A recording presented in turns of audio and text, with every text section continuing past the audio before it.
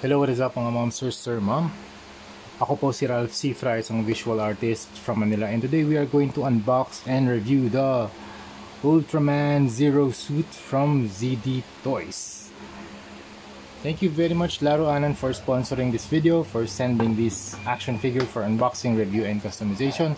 So this is the front of the box. Ultraman Zero suit, ZD Toys logo upper right, shot of the action figure na merong reflective blue background sa likod. And then we have the SCLA logo dito naman sa side, I think the logo of the show, and then the very dynamic pose of the Zero suit, and then may mga accessories din siya, shot of the action figure, and then SCLA logo, barcode, QR code, and then Tsuburaya approval sticker. So ang ZD Toys po ay original and authentic, hindi siya KO, hindi siya bootleg, hindi siya fake. Tara, buksan na natin. So yung flap niya dito sa side, may magnets. Ayan. So meron siyang magnetic flap to protect yung action figure sa loob. Then sa first tray, nandito yung action figure, and then sa second tray, actually 3 trays pala to. Sa second tray, meron siyang mga accessories. You have the pole, very long pole na parang spear type. And then ito naman parang bow, ganda. Tapos meron siyang flame effect or some whirlwind effect na super nice, very translucent blue. Yan, mamaya let's analyze yung mga accessories niya. Tapos ito naman yung third tray, nandito yung iba pang mga accessories, yung base, yung pole. Tapos I think spring loaded na rin to mga monster, para mahawakan natin yung body ni Zero suit for dynamic poses. And here are the alt hands, 1, 2, 3, 4, 5, 6, 7, 8 na alt hands, ang dami.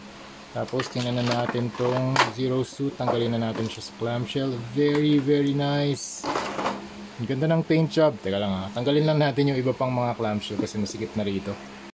Yan. At first, very stiff yung mga joints niya talaga. So kung gusto natin mas malagyan ng mas smoother yung articulation niya, pwede natin bugahan ng blower. Kasi medyo stiff siya ngayon and medyo mahirap siyang i-bend. Pero once na na-bend nyo na yung mga joints, mas madali na siyang i-bend in the next few na mga poses nyo. Kasi syempre galing to sa factory, brand new, and minsan ganun talaga siya. Minsan nagiging stronger yung bond ng mga joints. May pull out ba to? May pull out feature ba to? Wala try natin. Meron din. Nice. So same mechanism sa sa ZD Toys na Iron Man. Alright, first impressions, super solid build. Wala namang mga loose joints. Actually maganda yung pagkakagawa ng mga joints niya. Very tight kasi brand new, pero hindi naman siya yung super tight na mabe-break na yung figure. Tamang tama lang mga monster para sa mga poses na gagawin nyo. And yung color palette niya, silver, metallic red, and satin blue. Yung pagka-blue niya para siyang medyo nasa cobalt, Prussian blue na light. Hindi, teka, Prussian blue ba? Capri, para siyang Capri blue. Ayan. Tapos yung red niya parang Iron Man na red, cherry red. Very nice color combination. Tapos yung kanyang accent color, yung kanyang eyes. Hindi to LED version Sana gumawa sila ng mga LED version. Ang ganda siguro nito pag meron tong LED mode na one press lang ng button, iilaw na yung kanyang mata. Alright, let's get closer dito sa action figure na shot natin para mas ma-examine natin yung mga details ng armor niya. Dito sa head, ang ganda ng design. Parang meron siyang dalawang horns from the tip of the head papunta dito sa may likod. And then you have the transparent yellow for the eyes. Very nice mouthpiece, very sharp design. And yung armor plates niya nag-overlay parang sa Iron Man Mark V. And then you have the parang earpiece na color blue section here. Sa nape naman, color blue section din. And then dito sa likod, very nice backbone design. parang spinal column effect. Spinal column design, backbone yung mechanism na gumagalaw dito sa likod. And then you have the belt, the butt shield, armor plate sa harap, groin shield, groin armor, tapos may mga straps din dito sa harap, tapos merong blue na stomach armor, meron ding inner suit. Yung inner suit niya parang black din eh. Tapos meron din dito mga naka-overlay din sa isa't isa, parang naka-overlap. Yan.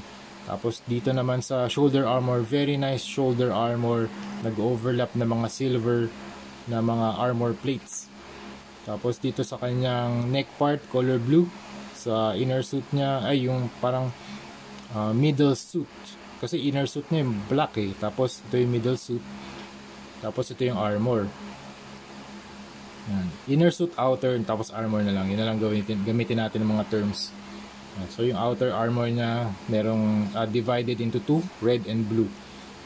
And then yung kanyang kamay meron ding shield, hand guard na silver, pati itong arm guard niya silver din. And then pagdating dito na sa hips, alam ko meron na rin ako ni-review na same yung design nito eh, kalimutan ko na, yun yung first na Ultraman na ni-review ko, same lang yung hip design niya. I think natatanggal ata ito dun sa previous na armor design, pero this one di na natatanggal. Ang ganda ng color combination, you have the reds, the blue, the reds, tapos silver. Kneecaps, very sharp na armor design. And then dito naman sa kanyang paa, parang meron siyang strap na black. Tapos dito sa may shin area, or below the shin area, meron siyang silver protector. And yung kanyang feet, medyo pointy lang itong dulo. Tapos meron siyang heel guard dito sa ilalim. Tapos sa gitna ng chest, meron din siyang arc reactor type na color turquoise or cyan. Okay, punta tayo sa accessories. Meron siyang 1, 2, 3, 4, 5, 6, 7, 8 na extra hands. Grabe, dami. Tapos meron din siyang hexagonal base na merong mga honeycomb pattern sa gitna. And you have the blue section and yung mga diagonal lines, very sharp lines na design, parang mech design. Dito color red, merong panel line na red. Very very nice, very standard to sa mga ZD toys. Tapos yung weapon niya, meron siyang bow and spear. So pwede, I think pwede rin tong bow and arrow. Yan, kung gusto niyo paglaruan to, baka pwede rin siyang maging bow and arrow na style. Tapos meron siyang effect part na pwede natin ilagay dito. Boom, nice. Para siyang water or wind effect na part na umiikot. So siguro pag merong mechanism na pwede sigurong umiikot na ganyan, ang ganda sa display base na, no, yung constantly umiikot na ganyan. And then itong kanyang bow, gunmetal yung handle, very nice na sculpt, mga mechanism, pwedeng hawakan niya rito. Tapos translucent na blue yung mga wing type na edges niya. Tapos yung kanyang spear, composed of silver, metallic turquoise, and metallic blue. Tapos meron din black dito. Siguro some sort of handle to, itong part na to. Ang gusto ko dito sa alt hands na meron siyang peace sign, both left and right. Hindi naman mahirap i-equip yung mga accessories niya. So meron siyang mga gripping hands that can grip properly, that can grip the spear properly, and the bow is very, it can be gripped by the left gripping hand too. So no problem with the gripping hands, they can do their job. Lalo na kapag itong part na to, yung spear, dalawang hands ang pinang-handle niya sa kanya. Kasi syempre pag merong effect part, medyo mabigat to. Kaya ang gagawin natin dito, kung merong effect part, dalawang kamay yung pang handle natin dun sa spear. Pero in this case, isa lang muna yung handle natin. Tatanggalin muna natin to. At least nakita natin kung ano yung effect niya. Okay, sa articulation, okay, sa articulation, head up, down, tilt, 360, pwede. Neck, walang movement yung neck. Shoulders, arms, you can pull this out for additional range of motion. 360, merong bicep or arm rotation, merong double jointed na elbow, tapos ball joint yung kamay, tapos you can move the shoulder armor up and down. Yan. Or away, or malapit dito sa shoulder para medyo mas ma-maximize pa natin yung range of motion. Tapos torso can extend up, left and right, okay? Para merong additional movement. Tapos dito sa, nice. Meron ding additional na extension.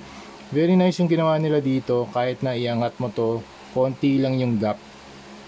Ayan, ito nga walang gap eh. Meron din siyang sculpt sa loob. Ayan, very nice, very cool design. Okay, tapos na-twist din yan, konting-konti lang. And then you can pull the legs down, up like this. Kick that far. Tapos double jointed na knee. Very nice, more than 90 degrees pa.